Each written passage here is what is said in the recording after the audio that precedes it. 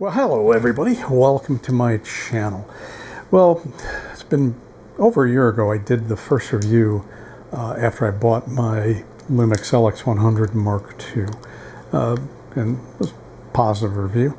But somewhere along the line, was either that review or a follow-up, somebody made a comment about the flash that Panasonic used to bundle with the original LX100, and I guess with the Mark II also bundled it outside the United States or outside North America. Mine did not have that little flash bundled with it. In fact, it says on the box it's an optional item. So it flashes the DMW-FL70 flash. So the commenter, it was bundled with their Mark II. And they said they liked it. It was kind of a convenient thing to have in your bag because it's so small.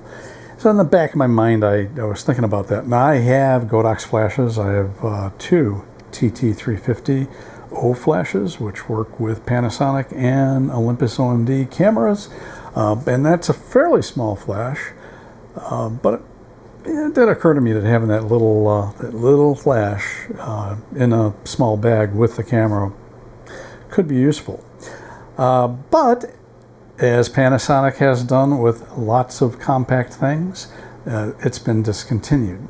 So luckily, I just happened to be on KEH's website and I saw one, like new.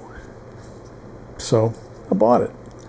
And you would think this little thing wouldn't be that useful, but it actually is. And a couple things about it. Doesn't take batteries. Okay, so if you have a LX100 or the Mark II version, if you look at the hot shoe, you'll see 5 contacts. Whereas if you look at like a G95, you'll see 4 contacts. In fact, a lot of Panasonics generally just have the 4 contacts. That 5th contact is actually a power lead. It's a power terminal, so that when you plug in this flash, you're powering the flash with the camera. So if I power this camera up, and I think I'm going to close the lens down a little bit, and I do this, we should see a flash. Yeah, it flashes. At the size, it's just not a big deal to carry around with you. Now, you can use, I mean, it's TTL, you can set it to manual rather than TTL if you want. You can use exposure compensation if you want. However, you have to go into the flash menu to get to those. So like when you go into the menu, you click on the little camera icon on the top left, and then you will see in the second page, so you got to scroll down one page, you will see flash. And that opens up, helps to be able to see, and that opens up the whole menu. Firing mode, so you can switch from TTL to manual if you want. You have, if you do that on manual, then you have a manual adjustment. So if you set it to manual, you can actually do manual flash adjustment from 1 to 1 down to, I think, 1/64th? Yeah, down to 1/64th. So if we set that at 1/64th, we should just get a little teeny pop of light. You can set it, I'm going to set this back to TTL. If you do that, you have exposure compensation available.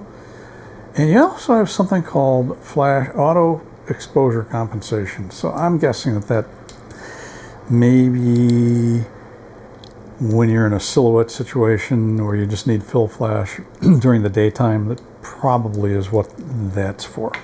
I'll have to look into that further. So, you know, if you kind of like the old school in-your-face on-camera flash look, hey, this is exactly what you need.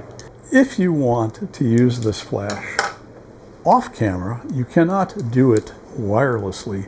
However, there's a way to do this. And since I was a Canon shooter, I have that way. So this is a Canon off-camera shoe cord 2. And the thing about Canon cameras is their flash system uses 5 contacts. So that makes this off-camera cord a universal cord. It'll work with any camera's flash system. So if I pop this guy onto this, and then I pop the camera end into the hot shoe, and you can tighten it down. Don't want to tighten down, but it should work. Let's take a look. So if, say you wanted to do a portrait and you don't want that direct flash look, you gotta hold it down so people can see it, but yeah, you can do that. Boom. I'm not sure Canon makes this cord anymore, so it probably is something you're going to have to hunt around to find. So I found the DMW FL70 flash to be pretty useful in situations like, I had an assignment, 4th of July, fireworks, town of Forest Park had fireworks, and there were some VIPs there, and we did photos as it was getting somewhat dark, and I did them with the LX100 Mark II and that little FL70 flash, and it worked just fine. So, in conclusion, this is kind of a useful item. If you find one, grab it. And of course, Leica essentially sells the same item for their Deluxe 8, their updated LX100. Will that work with the older LX100 models? Who knows? Do you want to spend the money on what they're charging? As far as the LX100 Mark II, you know, if you want one, you're going to find that prices for used ones are pretty high.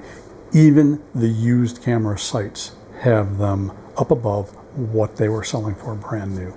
And you get that price up close to what a Deluxe 8 costs, just go ahead and buy the Deluxe 8. Probably a little bit safer to do. Anyway, that's it for today. If this was interesting, useful, hey, hit the like button. That's a big help to me. If you have any questions or comments, pop them down below. Try to get to those as soon as I can. I'm Todd Banner. I will see you in the next video.